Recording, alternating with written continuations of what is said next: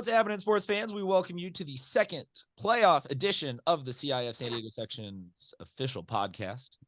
I am Christian Pedersen. I'm joined by Tommy Morris, my co-host, and we are, as always, joined by Bodie DeSilva from Scorebook Live. Scorebook Live, the official digital content provider of all things high school sports across the entire universe. They've got the articles, the photos, the top 10.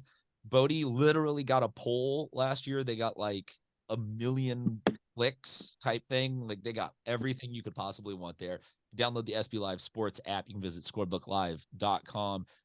We should also, before we go any further in today's show, say thank you to the U.S. Army for their continued support of San Diego Prep Insider. Let's check out everything they're up to.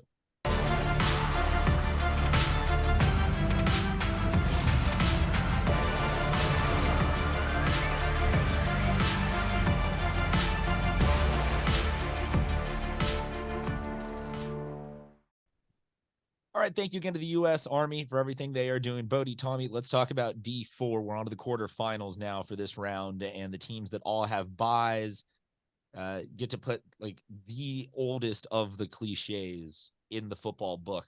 Do you want to keep going, or do you want that rest? Rest versus rust.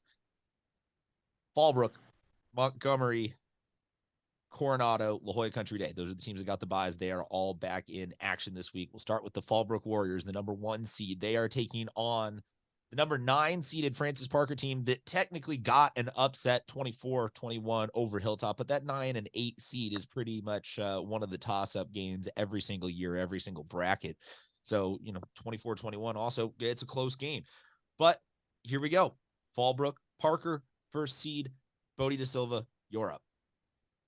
Yeah, for me, it is Fallbrook here, but I do want to give a shout out to Parker. They were one of just 4 teams that went on the road and won their first round playoff games. 2 of them were in this bracket with Parker and Chula Vista. So that's a huge deal. I think especially as Parker going to a smaller school there, and Chris Williams, he's been the guy really on every side of the ball this year. He came up with another huge rushing performance, but I have Fallbrook winning this bracket. I think they will take care of business here and keep moving along. Tommy Morris, your thoughts? Yeah, you talk about Chris Williams playing on all sides of the ball. I mean, he plays on all over that field at Francis Parker because they have the baseball field there too. So that can basically, he can do anything that exists on that athletic surface. Trust me, he's a fantastic athlete, both football and baseball. 284 yards and 3 touchdowns last week in that win over Hilltop. Very impressive. But on the other side for the Warriors, there's Chris. I'm not the guy from the Raptors. Bosch, 158 yards per game and 2 touchdowns per game. The Warriors are very physical. I like Fallbrook, not only in this game, but in this division. I'll take the Warriors. All right, a pair of people rooting for or calling for Fallbrook to win this division outright, and Tommy Morris dropping a reference that I don't know if the kids on these teams would even understand. Next game, we got Mission Bay. Kids on these teams would think of Chris Bosch, the basketball player, as more of a Miami Heat. So yeah. Number 4, Montgomery had the bye. They moved on. They're taking on number 5, Mission Bay, who took care of Westview 24-12. Mission Bay, Montgomery feels like this would be good in any round. So an early treat here in the playoffs for 2 really good teams. We'll start with you, Tommy Morris. Your thoughts, Mission Bay, Montgomery. Yeah, so Mission Bay last week, I called that game perfectly, as everybody knows. They'll take on Montgomery. They've already played so far this season. The first game, it was a 6-3 defensive slugfest. Isaac Cervantes had to carry the ball 33 times for 230 yards for the Aztecs. I like Mission Bay in this one, though. This is a tough group of kids, and I think they are the type of team that likes these revenge games. So they're going to get a chance to get redemption for the regular season, and I'm going to pick the Buccaneers. Bodie DeSilva from Scorebook Live. Yeah, I don't want to both pick here and think that Montgomery doesn't have a chance, but I like Mission Bay in this one as well. I think it's low scoring, certainly not as low as last time. I mean, it couldn't really be any less than that. But I think somewhere in the 17-14 range, maybe first team to get to 20 wins this one. But I do like Mission Bay. I think playing last week and getting kind of that playoff experience under their belt will help them. And obviously they made a big run in D5 last year, the championship game. So for a lot of these kids, it's not new, but I do like Mission Bay to continue their run here this week. Other side of the bracket, we've got Chula Vista, the 11 seed, moving on after beating Calexico to take on Coronado, the number 3 seed, who had a bye in that first round. Chula Vista, they have continued to impress as the season has gone on, and that is sometimes the only thing that you need. I get an echo from somebody right now. No? Yes? Deal. Okay. We're good. Sorry about that. Okay, so Chula Vista, sometimes all you need to do is get hot at the end of the season, play your best ball for about 5 games, and you win a title. They are taking on Coronado that progressively every year seems to be getting closer and closer. Maybe this is their year. Let's start with you, Tommy Morris. I'm calling for the upset here. I'll do it. I liked how Chula played last week. They ran for 214 yards and 4 touchdowns, led by Giovanni Barrios. I can see it happening. So I like the Spartans, and it would be quite the upset, I think, if this one happened. Bodie De Silva from Scorebook Live.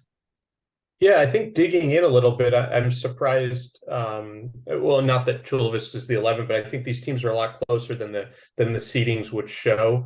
I will stick with Coronado, but when you look at some common opponent stuff, that would make you think that Chula Vista's got a really good chance here. They've performed well against some similar opponents that Coronado may have struggled with, and I will go with Coronado at home, but I think this is a really close game.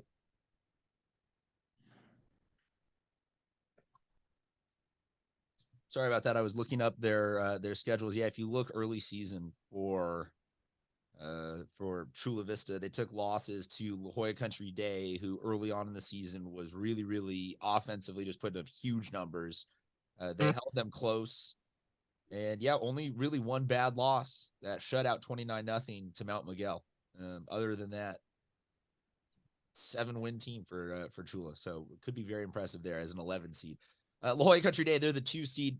They moved on after a bye to take on Palo Verde Valley that is out here signing up for new Twitter accounts to show their disgruntled nature against Tommy Morris. Every year, man, you guys catch some of the weirdest flack, and I love it. I'm all here for it.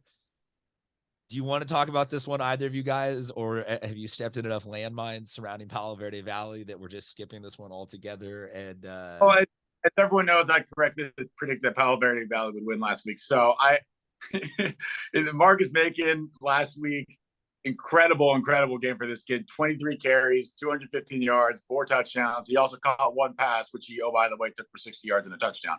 So big day for him. And again, congrats to them on that first round victory. Country Day, offense going to look a little bit different. I think Jaden Mangini will be playing quarterback again.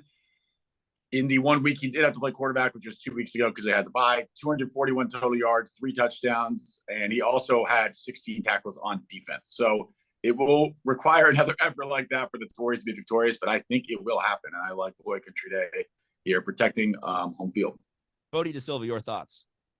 Yeah, I learned the tough way with Palo Verde last year, so I changed that mistake. I have them in the final this year. I have Fallbrook beating them, which would be a revenge game because they beat Fallbrook in the semis last year of P5. I'm going to stick with Palo Verde again this week. I know Xavier Bejarano didn't play last week. Maybe some concern there. I hope he's not injured. But Marcus Macon stepped up with a huge game. And I do like Palo Verde. They've run the ball against everyone they've needed to all year. There's no common opponents in this game, but I will stick with them, and picking up a huge road win that would be for them.